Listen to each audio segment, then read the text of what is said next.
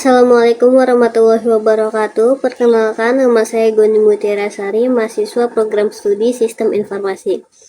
Pada kesempatan kali ini, saya akan mempresentasikan hasil pengerjaan tugas praktik 2 untuk mata kuliah pemrograman berbasis web. Di sini saya membangun sebuah prototipe aplikasi website interaktif bernama Sita, atau Sistem Informasi Tiras dan Transaksi Bahan Ajar milik Universitas Terbuka. Aplikasi ini dikembangkan menggunakan framework Vue.js 3 dengan pendekatan modern, yaitu Vite, Tailwind CSS, serta Composition API. Agar penyampaiannya terstruktur, pertama-tama saya akan mendemonstrasikan seluruh fitur aplikasi langsung pada browser. Kemudian dilanjutkan dengan membedah aspek teknis dan arsitektur kodenya di VS Code. Mari kita langsung menuju ke tampilan aplikasinya. Sekarang kita berada di halaman utama Sita, yaitu halaman 1, stok bahan ajar. Halaman ini dirancang untuk menampilkan daftar tiras atau stok buku digital maupun cetak untuk seluruh UT daerah secara interaktif.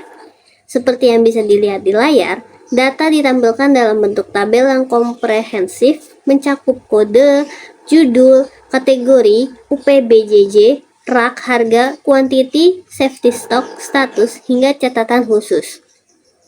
Mari kita uji fitur pertama, yaitu filter dependent. Di bagian pertama, terdapat pilihan UT daerah atau UPBJJ.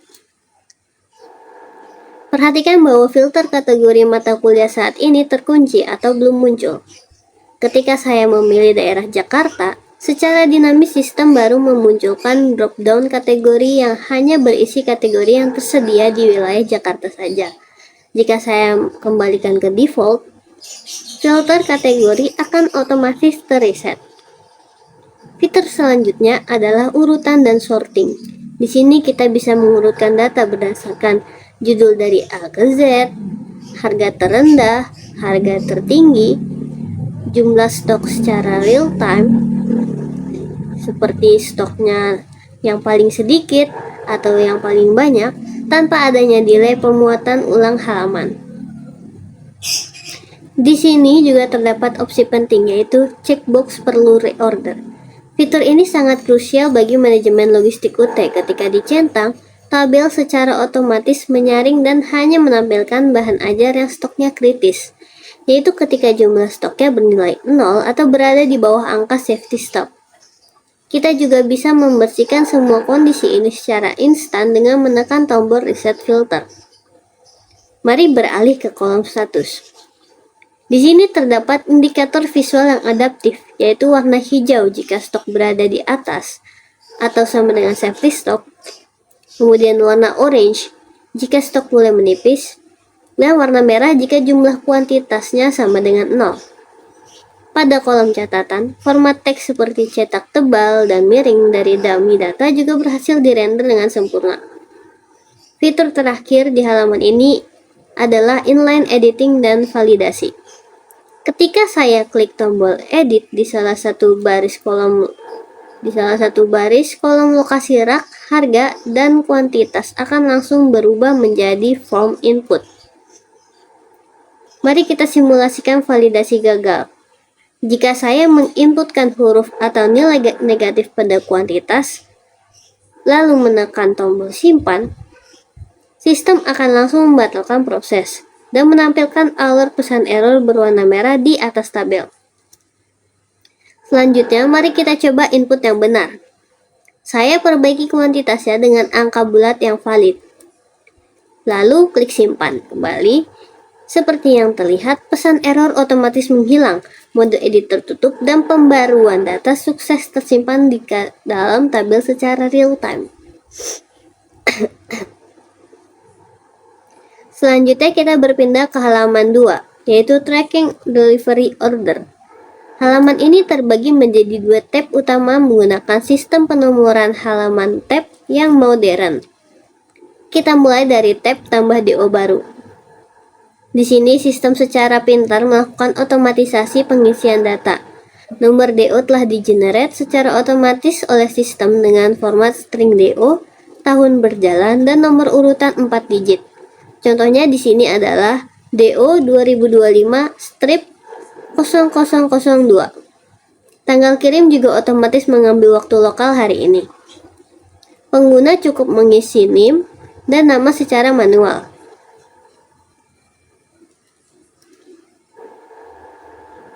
Untuk pilihan ekspedisi dan paket bahan ajar, kita bisa memilih dari daftar select yang tersedia.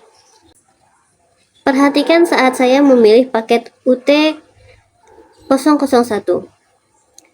Detail isi modul berupa kode-kode mata kuliah beserta total harganya langsung muncul setelah otomatis tepat di bawah elemen select tersebut. Ketika saya klik tombol simpan DO, sistem memvalidasi kelengkapan form, lalu langsung diarahkan menuju tab lacak DO. Jika kita kembali ke tab tambah DO baru, bisa dilihat bahwa terdapat pesan sukses berwarna hijau. Sekarang mari kita uji hasil inputan tadi di tab lacak DO. Di sini nomor DO langsung terisi dengan nomor DO yang baru ditambahkan, yaitu DO 2025-002. Bisa dilihat bahwa sistem merender ringkasan data pengiriman serta menampilkan komponen timeline perjalanan yang interaktif menggunakan skema visual kartu yang bersih dan modern. Riwayat ini juga bisa disembunyikan atau ditampilkan kembali lewat tombol toggle yang responsif. Seluruh fungsionalitas antarmuka pada browser telah berjalan dengan sukses. Sekarang mari kita bedah arsitektur kode di balik layar aplikasi ini.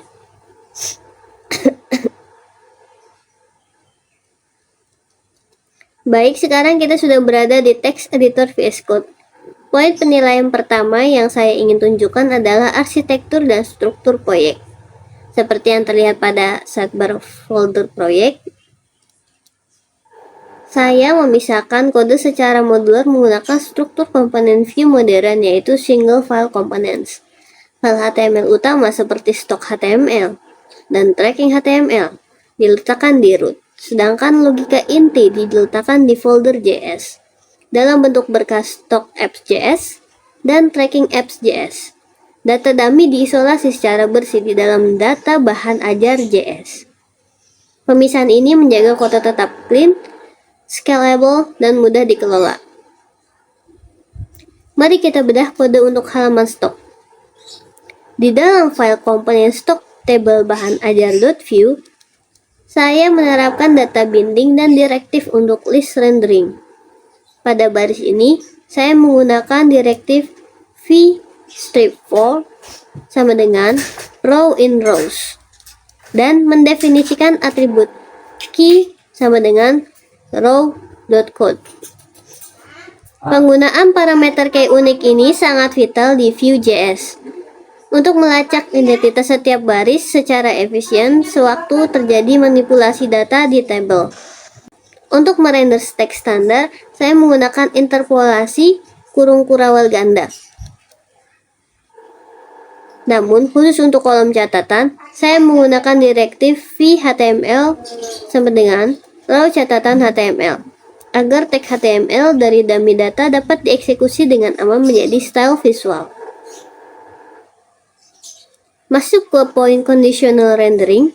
Di file yang sama pada kolom status, saya mengimplementasikan struktur pengandaian view yang presisi menggunakan v-if sama dengan row quantity sama dengan 0 untuk merender batch habis berwarna merah. v-else-if sama dengan row quantity kurang dari row safety untuk merender status di bawah safety berwarna orange. Dan blok v-else untuk menangani kondisi aman berwarna hijau. Di bagian bawah table, saya juga menyematkan direktif v-show sama dengan row flank sama dengan 0 untuk menyembunyikan atau menampilkan pesan data tidak ditemukan secara instan apabila hasil filter kosong. Selanjutnya mengenai penggunaan properti compute, methods, dan watcher yang menjadi otak dari reaktivitas aplikasi ini. Di file stock apps.java, nilai dari input select diikat menggunakan two-way data binding via variable state. Agar performa aplikasi tetap optimal tanpa perlu melakukan kalkulasi ulang seluruh data, saya membungkus proses penyaringan ke dalam sebuah computed property bernama filtered sorted. Computed property ini secara reaktif hanya akan mengevaluasi ulang array data ketika terjadi perubahan pada state filter UPBJJ, filter kategori, filter perlu order, atau short key. Di dalamnya, data disaring secara berurutan, lalu diurutkan menggunakan metode local compare untuk string judul atau pengurangan matematis untuk mengurutkan harga dan stok. Untuk memenuhi kebutuhan dependent option, saya memanfaatkan fungsi watcher pada state filter UPBJJ. Ketika nilai daerah berubah atau dikosongkan, fungsi watch akan mendeteksi perubahan tersebut dan secara otomatis mereset nilai dari filter kategori menjadi filter kosong. Ini memastikan pengguna tidak terjebak pada kombinasi filter lintas wilayah yang tidak valid. Terakhir, kita beralih ke logika halaman tracking DO pada file trackingapp.js.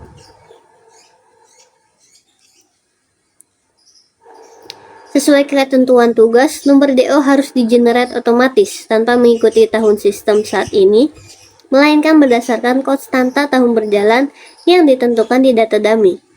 Di sini, fungsi computed membaca seluruh keys dari data tracking, mengekstrak nomor urutan tertingginya menggunakan fungsi regex dan matematika mathmax. Lalu melakukan operasi increment string path sebesar +1 sequence number sehingga menghasilkan string berurutan seperti DO 2025 strip 0002. Proses validasi form input pada metode simpan DO baru juga diperketat dengan pemeriksaan string trim, memastikan state 30, serta memvalidasi bentrokan nomor DO sebelum data berhasil dimasukkan ke dalam array utama. Kesimpulannya, penerapan arsitektur komponen base pada Vue.js 3 ini terbukti sangat membantu dalam memecahkan kompleksitas fungsionalitas sistem informasi Sita milik universitas terbuka. Hasilnya, aplikasi tidak hanya responsif dan interaktif di sisi user, tetapi kodenya juga aman, bersih, dan tervalidasi dengan baik di sisi development. Demikian presentasi dan penjelasan alur logika aplikasi untuk tugas praktik 2 mata kuliah pemrograman berbasis web dari saya. Mohon maaf apabila ada kekurangan dalam tutur kata maupun teknis penyampaian. Terima kasih atas waktu dan perhatiannya. Wassalamualaikum warahmatullahi wabarakatuh.